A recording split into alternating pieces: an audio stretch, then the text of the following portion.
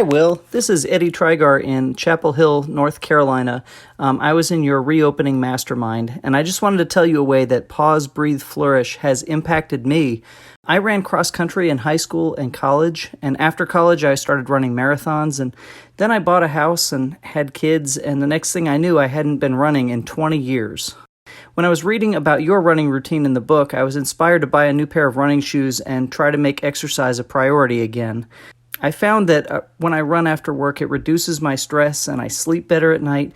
But best of all, my 10-year-old son asked if he could start running with me. And that's opened the door to some amazing conversations with him and time that's really well spent. The running has allowed me to take care of myself and also to spend quality time with my son. We signed up for a 5K in December, and I'm really excited to share the experience of running one of those with him. So thank you for the reminder in your book that there's more to life than what happens at school. Thank you so much.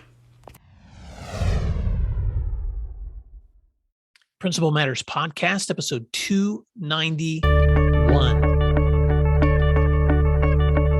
Hi, friends. This is Will Parker, host of Principal Matters, the school leaders podcast, where each week we bring you inspiring, innovative, and imaginative ideas for your own school leadership. This week, we're talking about growing leadership teams with my special guest, Dr. Keri Launius.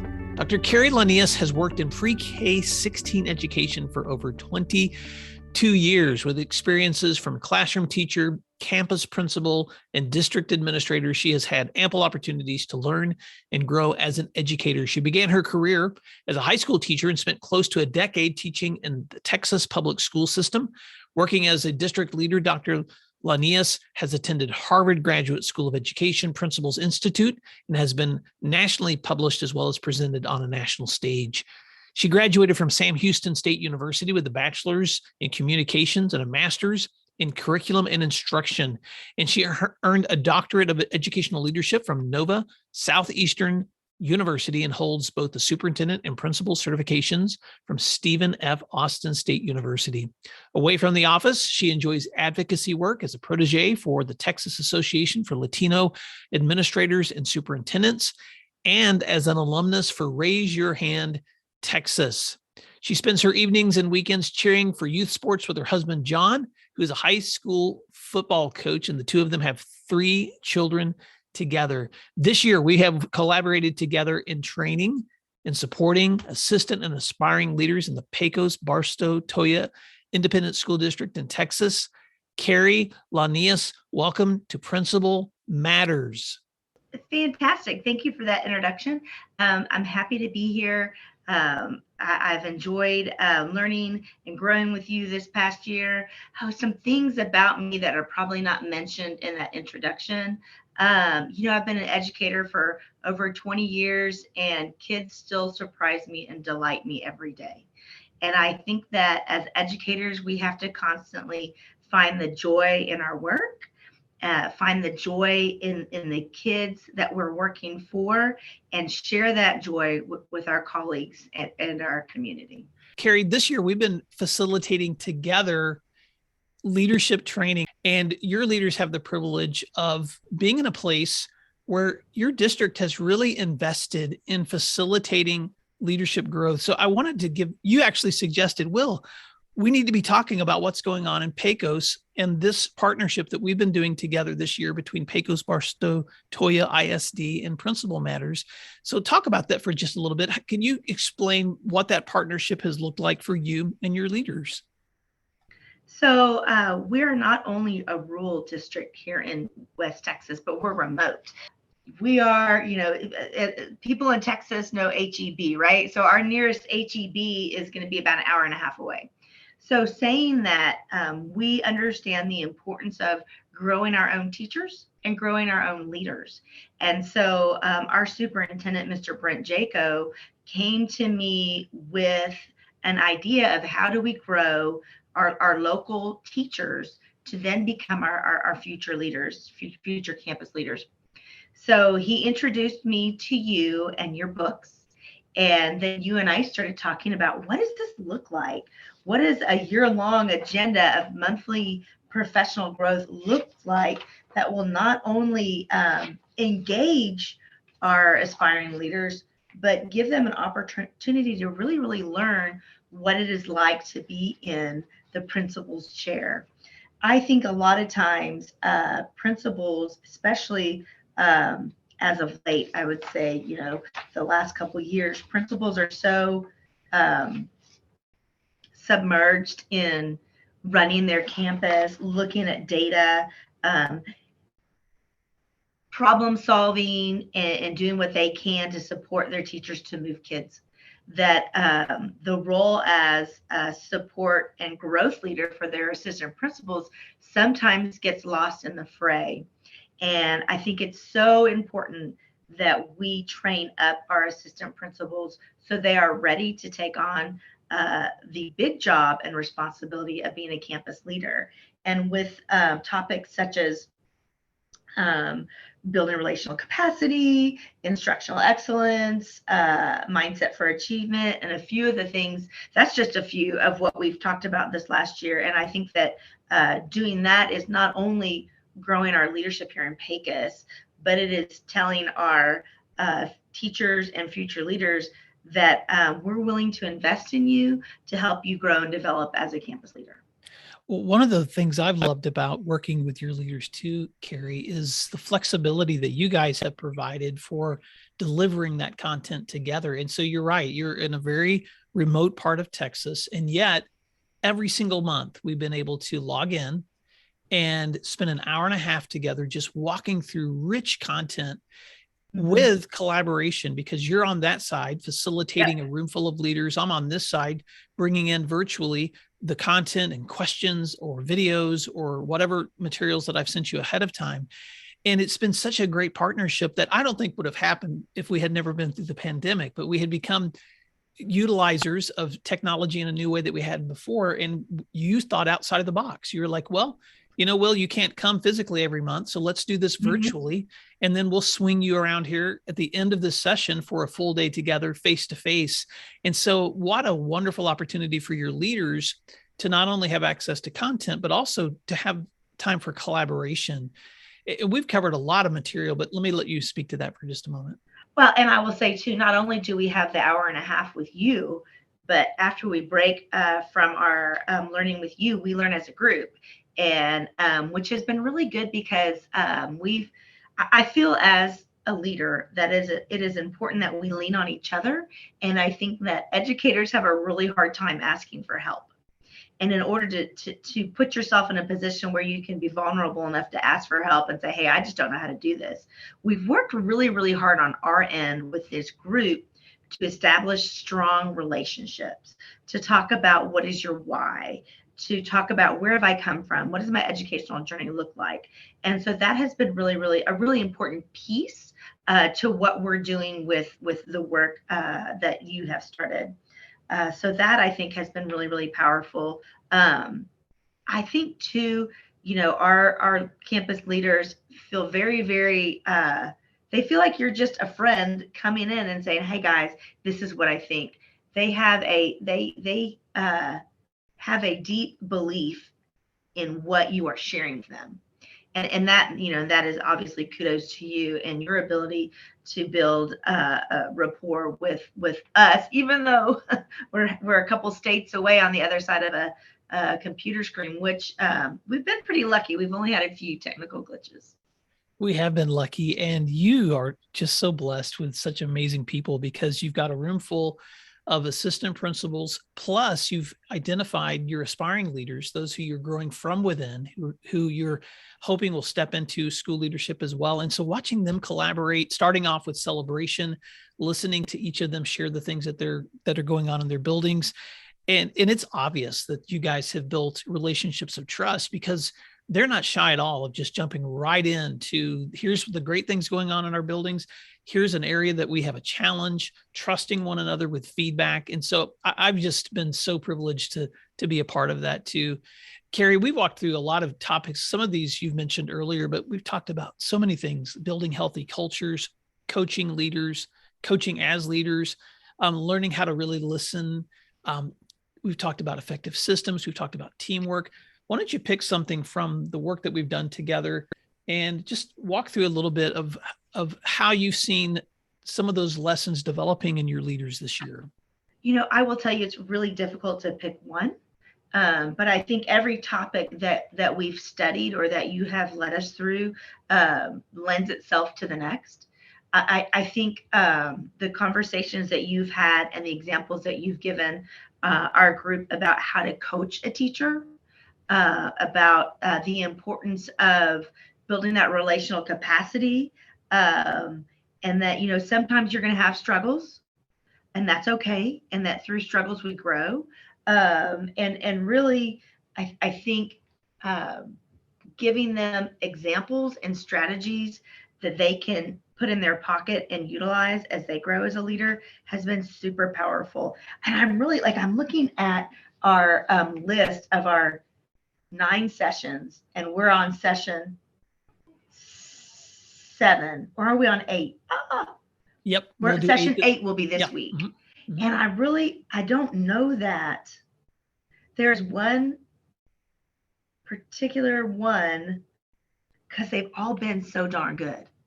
And they've all been so relevant. And I'm looking, because I talked to the group, and one of our leaders said, I said, what do you think has been the biggest aha?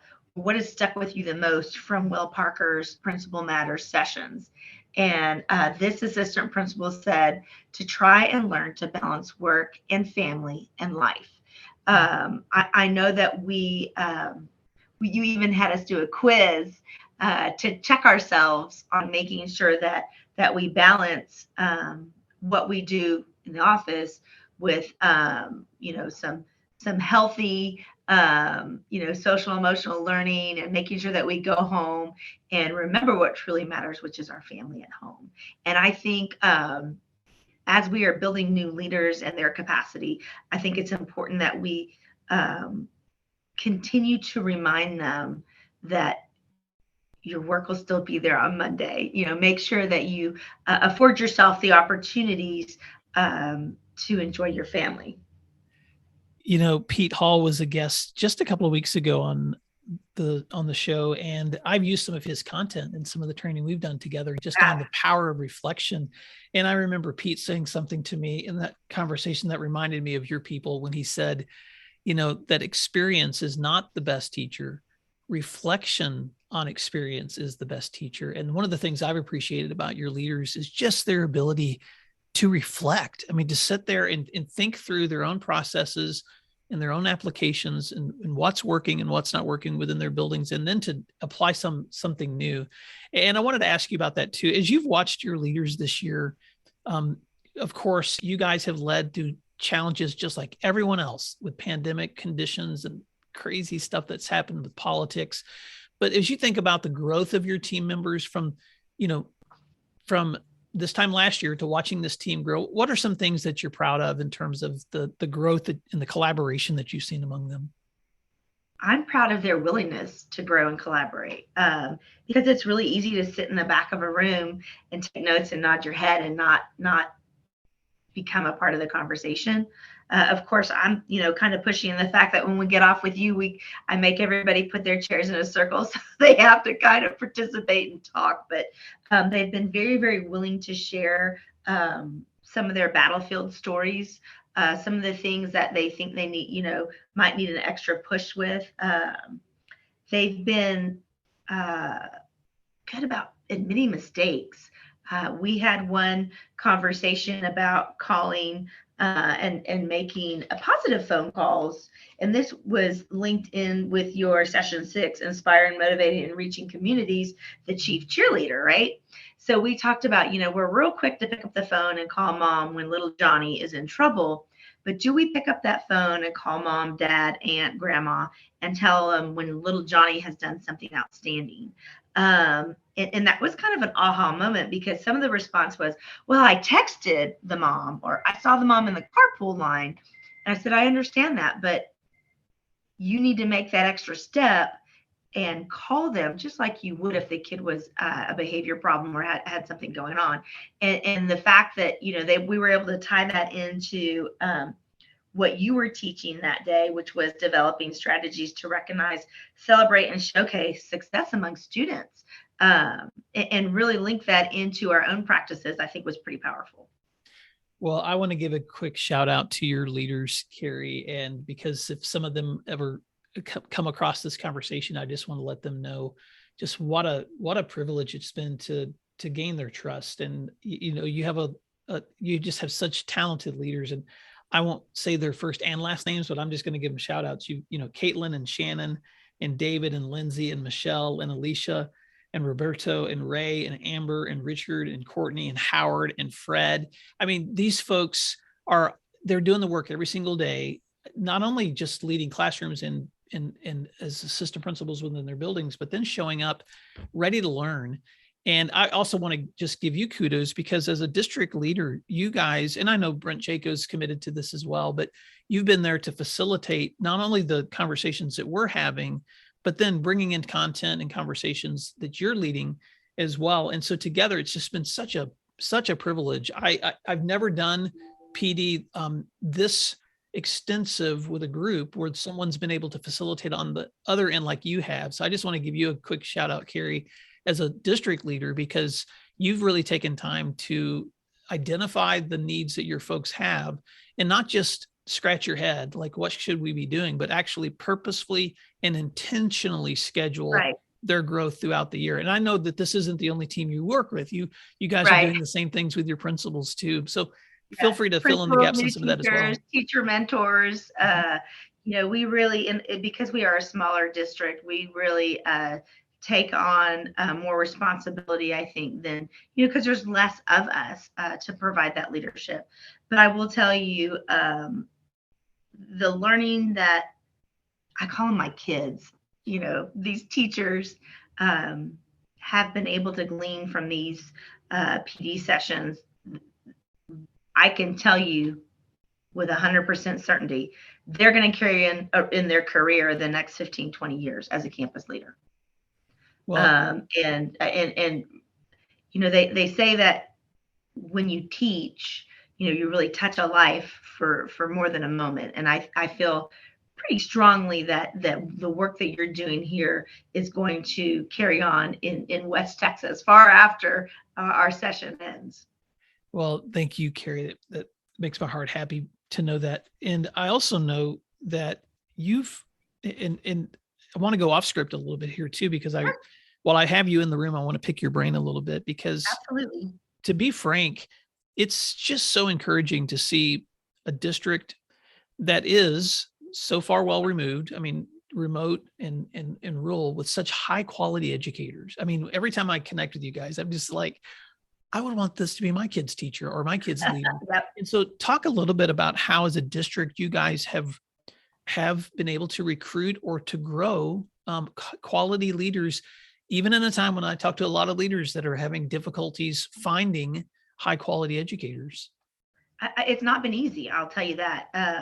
We had a new assistant superintendent of human resources that came on board in end of January, and she is pounding the pavement to get educators out here. What we do is, like you mentioned, we're intentional about the work. We feel like in order to lead instruction and to have conversations about instruction, we have to be in the classrooms to see what that instruction looks like. So we're very well aware of what our teachers are doing. We have coaching conversations, reflective coaching conversations of where can we grow, where can we support you. It is not a gotcha atmosphere. And our leader, our superintendent, quite frankly, has a very strong vision and shares that vision for where he wants this district to go as we move forward. Talk for a little bit too, Keri, about, because as this show has been, gosh, I think it's been 5 years now since Principal Matters podcast has begun. And I have such a variety of listeners, both aspiring leaders, assistant principals, district leaders.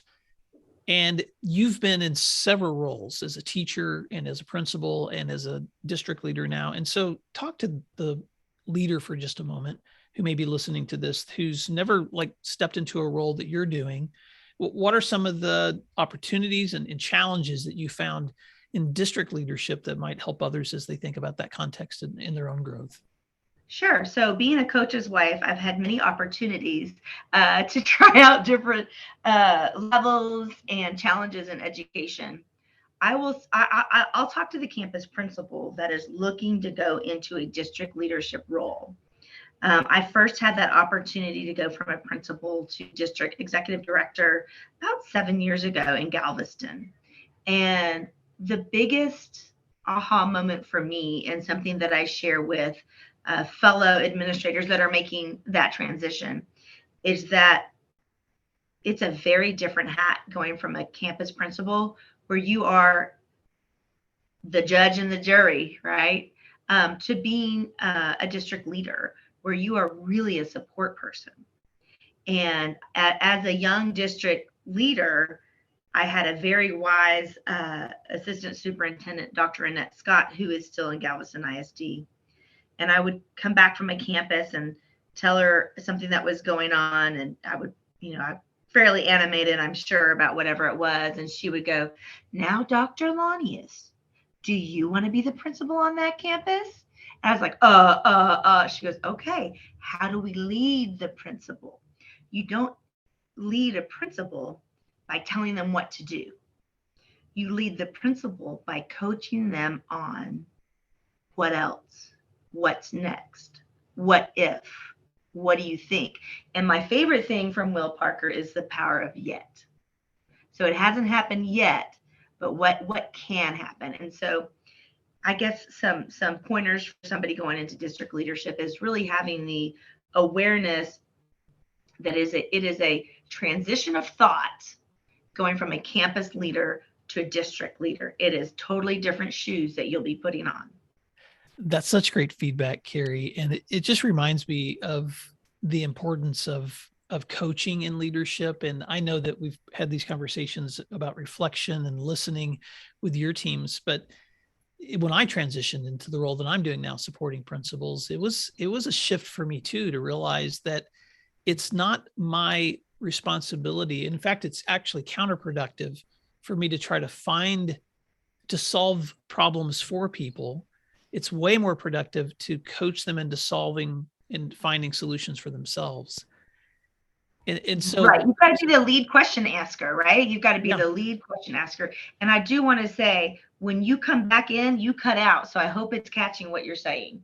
Oh, let me say that again then. One of the things that I've learned in the transition I've had to make in supporting principals in this role is that my responsibility is not to give them the answers or the solutions, but to ask them the right questions and to help lead them to the place where they find solutions and answers to their questions. And so part of the roles of supporting others is coaching them. Now, that works for principals too. You get a lot more done when you coach your teams. But in this level of leadership, you're right. If you try to put the helmet on, I like to make this analogy, like your husband's a head coach, but I doubt on Friday night ever you've seen him put on the helmet and the pads and jump in the game. He would never do that. No, absolutely not. Because it's against the law, and he's too old. But also because he knows that that's not the role of a coach. And so often in leadership, we try to do that though. We'll see someone struggling, and we want to put on the helmet and the pads and jump in there and do their role for them. And what they actually need is for someone to pull them to the side and coach them on what they need to be doing, and ask them questions and help them see what they need to navigate, but they're the ones who have to execute it. And so that feedback that your former leader gave you is just fantastic. Oh, she was amazing. And I'll say too, for a campus principal and as a new campus principal, I've always felt like I don't want to give my teachers, whether I'm at the district level or the campus level, more work. And so we were going to have a reading night for family engagement. And so rather than have them do all the work, I was going to arrange the games and the face painting and order the cookies and the juice and really just do everything. And then have them kind of plug in where they were needed. And it was fine. It was fine. It went off all right. But in hindsight, I gave them no buy-in because I organized it all for them, thinking that I was doing them a favor and making things easier for them. The carnival that we did in the spring, I wised up and let them, sit in the driver's seat and put it together. And just the joy that they got out of it compared to when I said, okay, this is what we're going to do.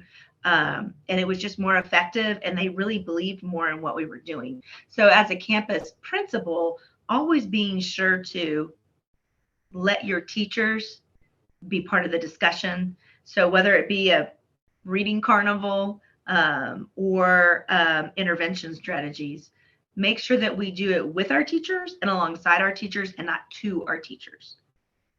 Oh, Keri, that's so wise. With and beside, but not to. And there's just so much wisdom in that. You're really challenging my own thinking, because so often I think that we do tend to want to save them from work, but saving them from work, if it's at the expense of buy-in, isn't saving them from work. It's simply just robbing them of an opportunity to be invested in whatever's going to happen next. And it just makes me want to rethink the context of what is work, because you're right. If I'm simply giving someone a task, that's one thing. But if I'm asking them to buy into something that we're getting ready to do, man, it's going to be so much better if they're the ones in the driver's seat. And another little tidbit as a principal, I was an assistant principal in Palacios, Texas, and Mr. Joe Adams was my principal, and the superintendent, Miss Vicki Adams, was his wife. Brilliant couple, who now my own daughter works for that superintendent. But I was a brand new assistant principal, and I sent out an email about, I don't even know what. And I said, well, I emailed the teachers. I can't believe they didn't read it. They're not doing what I said in the email. And he looked at me, he goes, Keri Launius, why don't you take those feet and walk to the teacher's classroom and have a conversation with them rather than just shoot out an email? And that, even as a district leader, has been powerful for me, because sometimes we forget. Now, don't get me wrong, you still need to send the email out and document the communication, but we forget the power of looking somebody in the eyeballs and having a conversation, or saying, hey, this is really urgent. We need to talk about this, or hey, this is my expectation. I know I sent you an email, but I wanted to have a conversation with you about it as well, to make sure that it's a clear expectation. Keri, I love that. Well, as we wrap up today's conversation, I just want to say what a privilege it's been to work with you and with the leaders at Pecos. But it's just been a privilege to learn alongside of you, because the greatest thing about this work that we do in supporting leaders is that we never start growing ourselves. And so every time we are together, and I get the privilege of working alongside you to facilitate, I walk away inspired, and I walk away learning something that I haven't learned before. But as we wrap up, I want two things. I want, first of all, for listeners to know how to connect with you, because you may be a long way away down there in West Texas, but I know that you are on social media, and you're such a collaborator. And so how can leaders stay connected with you? And then as we wrap up, what are some final thoughts you'd like to share with listeners before we go? Absolutely. They can follow me on Twitter, which is at Keri Launius. That's KeriLaunius.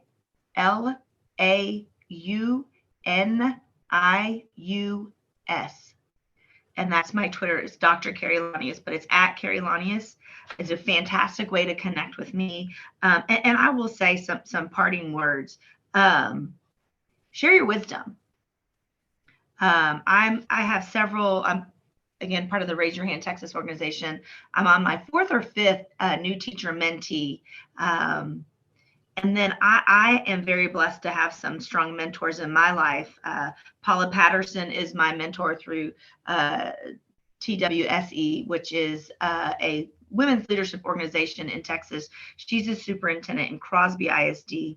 And then through Talis, my mentor is Dr. Daryl Henson, who's the superintendent in Marlin ISD. And I will tell you, I email them, they email me back.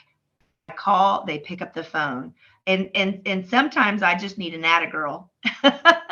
but making those connections, having that network, and as an educator, reaching out and supporting educators just for the reason of we do good work. There's nothing in it for you other than supporting and continuing on the importance of the work that we do. So please, if you ever have an opportunity to be a mentor to an educator, take that opportunity.